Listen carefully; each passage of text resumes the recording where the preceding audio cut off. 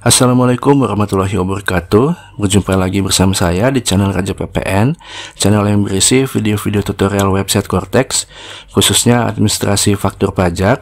Pada kesempatan kali ini saya ingin berbagi video tutorial mengenai cara input manual dokumen SPP-BM-CP di website Cortex. Nah, sebelum kita masuk ke tutorialnya, terlebih dahulu saya jelaskan kepada rekan-rekan apa pengertian SPP-BM-CP. Nah, lalu kenapa harus input manual ya? Kenapa tidak muncul otomatis di pre-populated PIB? Nah, di sini saya jelaskan dulu yang pertama pengertian SPP-BM-CP. Nah, jadi dokumen SPP-BM-CP ini adalah dokumen yang dipersamakan dengan faktur pajak ya. Nah, jadi ketika rekan-rekan itu melakukan impor barang, nah, rekan-rekan itu bisa mengkreditkan ya PPN impornya. Nah, dengan catatan, dengan syarat rekan-rekan itu harus ada dokumen SPP-BM-CP. Nah, jadi SPP-BM-CP ini adalah dokumen yang dipersamakan dengan faktur pajak. Nah, ini posisinya itu sama seperti PIB ya. PIB. Nah, bedanya apa sih dengan PIB? Nah, karena kan sama-sama impor ya. Nah, kalau SPP-BM-CP ini diberikan kepada rekan-rekan jika rekan-rekan itu impor barang melalui menggunakan perusahaan titipan barang seperti FedEx, DHL, TNT Express, nah PT Pos Indonesia dan lain sebagainya. Nah, jika rekan-rekan itu menggunakan perusahaan yang seperti itu, nah rekan-rekan itu akan diberikan dokumen SPP-BM-CP ya ketika rekan-rekan itu ditagih ya. Nanti rekan-rekan akan menerima tagihan, nanti di tagihannya akan dilampirkan SPP-BM-CP. Nah, rekan-rekan bisa kreditkan PPN impornya ya. Nah, lalu bedanya dengan PIB. Nah, kalau PIB ini rekan-rekan impor barang melalui perusahaan PPJK. Nah, perusahaan PPJK ini perusahaan yang mendapat izin dari Bea Cukai ya, untuk mengurusi ekspor impor. Nah, nanti perusahaan PPJK ini yang memberikan PIB kepada rekan-rekan ya, apabila rekan-rekan itu impor barang menggunakan jasa PPJK, perusahaan PPJK. Nah, perusahaan PPJK inilah yang mengurus PIB nanti. Nah, memberikan e-billing kepada rekan-rekan untuk rekan-rekan bayarkan ya pajak impornya. Nah, itulah bedanya SPP-BM-CP dengan PIB. Nah, sama-sama dokumen yang dipersamakan dengan faktur pajak. Nah, hanya bedanya kalau SPP-BM-CP ini diberikan oleh perusahaan titipan barang ya seperti FedEx. Nah, kalau misalnya PIB itu diberikan oleh perusahaan PPJK. Nah, itu bedanya. Nah, lalu kenapa SPP-BM-CP ini tidak muncul otomatis ya? Seperti yang rekan-rekan lihat di layar. Nah, ini saya tarik pre-populated PIB.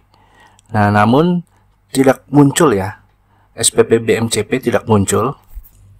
Nah, SPP-BM-CP ini tidak muncul otomatis biasanya itu karena satu NTPN atau NTPN gabungan ya. Nah, jadi satu NTPN ini untuk mengcover tidak hanya perusahaan rekan-rekan saja, tapi untuk mengcover perusahaan-perusahaan lainnya. Nah, jadi contohnya di sini misalnya FedEx ya. Nah, FedEx ini dia itu mengimpor barang dalam satu kontainer itu tidak hanya barang dari perusahaan rekan-rekan aja ya, tapi barang dari perusahaan-perusahaan yang lain. Nah, jadi dikumpulkan dalam satu kontainer. Nah, maka itulah NTPN-nya, pembayarannya itu jadi satu. Nah, FedEx Express ini, maka NTPN-nya ini jadi satu. Nah, sehingga NPWP, contohnya saya tunjukkan kepada rekan-rekan di sini ya.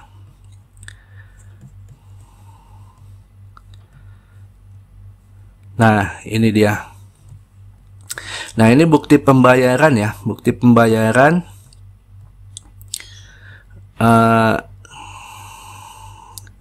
nah, ini bukti pembayaran SPP BMCP, tapi gabungan ya, gabungan satu NTPN menggunakan NPWP FedEx. Nah, bukan NPWP rekan-rekan. Nah, contohnya di sini nilainya sebesar 69 jutaan. Nah, ini gabungan ya, dari beberapa SPP BMCP dari banyak perusahaan ini.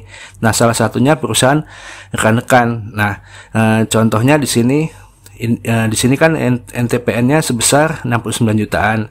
Nah, kalau SPP BMCP rekan-rekan di sini, nah di sini ya, ini hanya sebesar 9 jutaan ya. Nah, di sini 9 jutaan ini. Nah, jadi karena dia itu gabungan, maka di Pre-populated PIB di website Cortex itu tidak muncul. Nah, maka dari itu kan harus menginput manual ya SPP BMCP ini.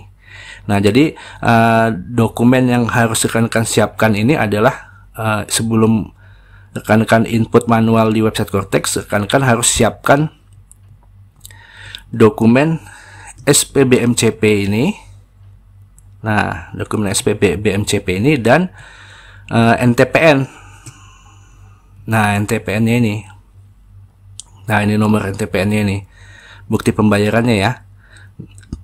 Karena nanti dokumen yang diinput ini adalah nomor dokumen yang diinput adalah nomor SPBMCP ini ya. Yang nomor CN ini. Nah, kalau dia itu pengirimannya melalui udara, nanti di sini adalah nomor barang atau RW bill ya, AWB. Nah, tapi kalau misalnya pengirimannya melalui laut, nah di sini nomornya nomor CN ya. Nah, yang diisi di sini adalah nomor RW bill atau nomor CN. Nah, lalu pagar dan nomor NTPN-nya ini yang diisi. Nah, dokumen SPP BMCP dan NTPN ini diberikan oleh perusahaan FedEx ya. Nah, ketika dia itu menagih, nah di tagihannya pasti akan dilampirkan SPP BMCP ini dan NTPN. Nah, seperti itu rekan-rekan. Jadi sebelum menginput, rekan-rekan siapkan dua dokumen ini. Nah, oke. Sebelum menginput juga saya ini juga ya, rekan-rekan harus menghitung dulu DPP-nya. Nah, karena nanti di website Cortex diinput juga DPP-nya. Nah, di sini kan di SPP BMCP itu tidak ada DPP-nya ya. Nah, maka kalian harus input manual, hanya ada PPN impornya saja di sini sebesar 2.400.000-an ini. Nah, DPP-nya itu rekan-rekan harus hitung manual. Nah, oke. Saya tunjukkan cara menghitung manualnya ya. Nah, cara menghitung manualnya itu rekan-rekan ambil nilai pabean ini ya. Nah, nilai pabean ini sebesar 1250.50. Nah, saya sudah siapkan ya Excel-nya, tinggal masukkan angkanya ya. Nilai 1250.50. Nah, lalu NDPBM, nilai dasar pengenaan biaya masuk. Nah, ini buka kembali ya. Nah, ini kursnya ini ya, NDPBM. Nah, ini 16.406. 16.406.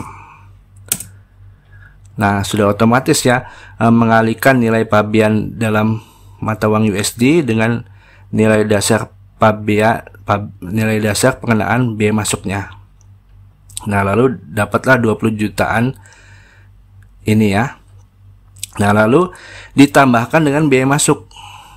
Nah, biaya masuknya ada di halaman kedua ya. Nah, ini. Nah, biaya masuknya yang ini ya. 2.051.300. 570. 2.051.270. 570.